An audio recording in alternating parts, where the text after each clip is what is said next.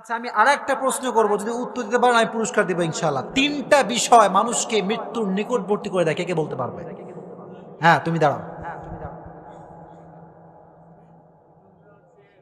হ্যাঁ, মাস্ক খোলো। ওকে।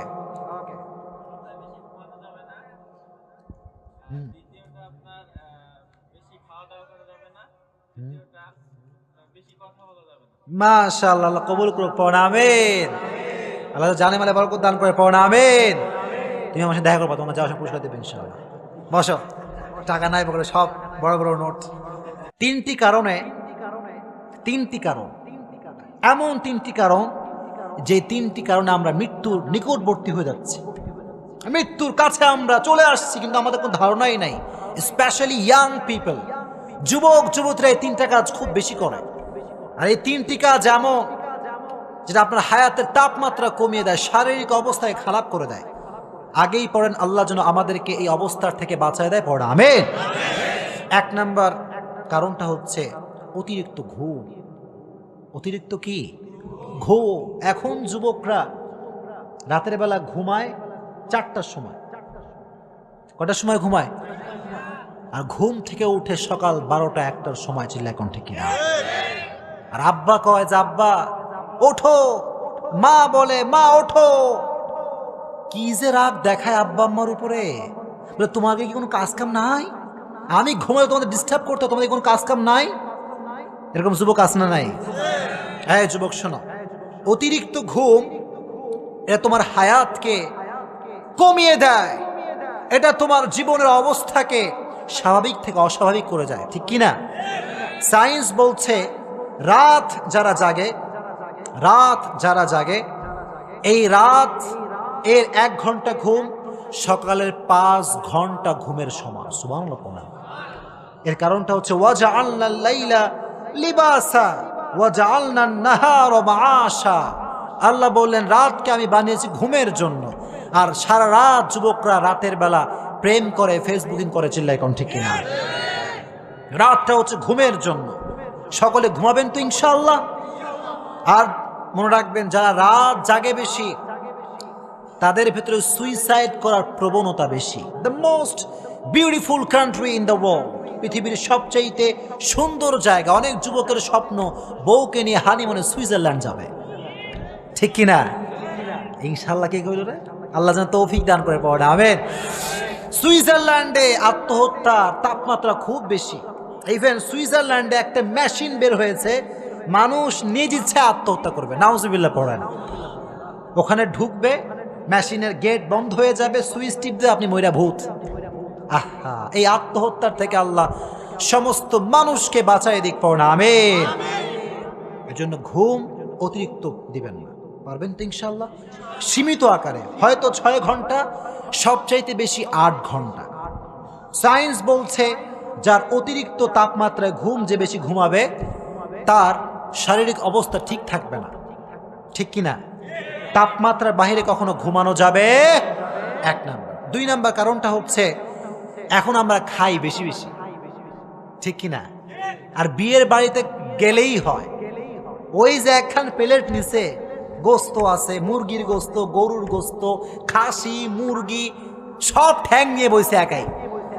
হে ক্যা হুয়া, আজ মারেঙ্গে তো মারেঙ্গে লেকিন সব খাকে যায়েঙ্গে। আছে না নাই? না। বিয়ের বাসাতে গিয়ে কিন্তু অতিরিক্ত মাত্রায় খাওয়া যাবে না, ঠিক কিনা? আর কিছু কিছু মানুষ তো বিয়ের বাড়িতে দাওয়া ছাড়াই চলে যায়। এরকম মানুষ নাই?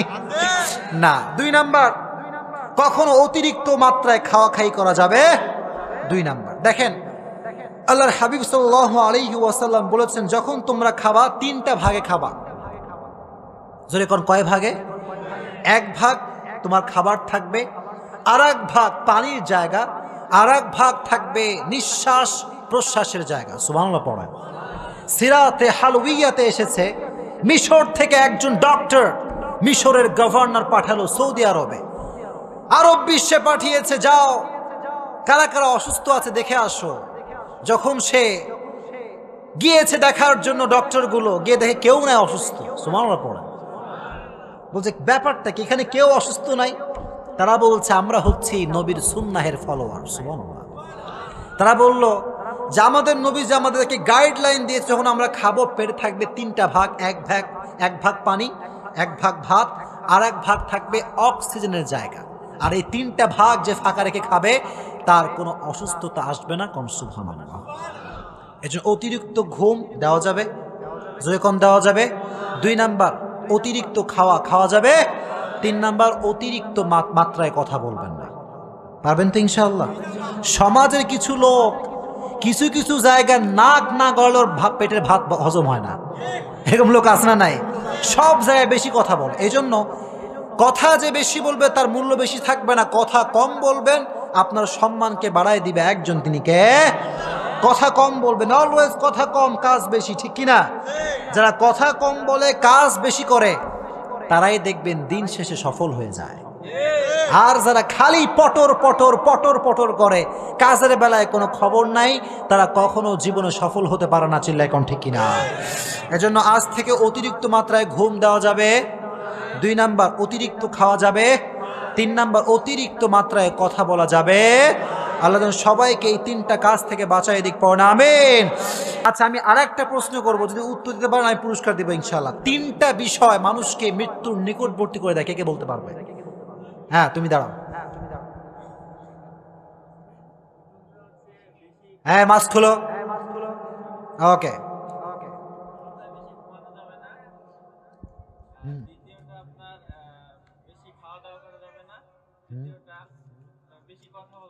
মাশাআল্লাহ, আল্লাহ কবুল করুক। পড়না আমিন।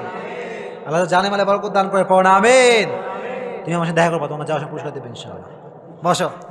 টাকা নাই পকেটে, সব বড় বড় নোট। আচ্ছা, আসো, নাও নিয়ে যাও। আসো আসো, এদিকে আসো, এদিকে আসো।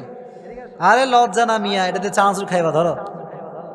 আচ্ছা, মাশাআল্লাহ, আল্লাহ কবুল করুক। পড়না আমিন। তাকবীর দেন, লিল্লাহি তাকবীর, আল্লাহি তাকবীর। যা যা বললাম তাফসীর থেকে আজীবন মানবেন তো ইনশাআল্লাহ? হানাফি লা মাযহাবি, মাযহাবি লা মাযহাবি মারামারি কি আর করবেন আপনারা? কওমি আলিয়া মারামারি কি আর লাগাবেন আপনারা? আল্লাহ সবাইকে ঐক্যবদ্ধ হয়ে কাজ করার তৌফিক দান করুক। পড়না আমিন। মা বোনদেরকে আল্লাহ ইসলামের জন্য কবুল করুক। পড়না আমিন। মা বোনদেরকে বলতে চাই, বোনেরা শোনেন, বোনেরা স্পেশালি বোনেরা, বোনদেরকে বলছি, আপনাদের ছবি ফেসবুকে প্রোফাইল পিকচার দেওয়া যাবে না। যুবক কথা কও ঠিক কিনা? কিছু কিছু মেয়েরা দেখবেন নিজের প্রোফাইল পিকচার দিয়ে ফটো শেয়ার করে, আর যুবক যখন কয় ওয়াও অ্যামেজিং, তখন কিছু কিছু মেয়ে কয় থ্যাংক ইউ। এরকম মেয়ে নাই?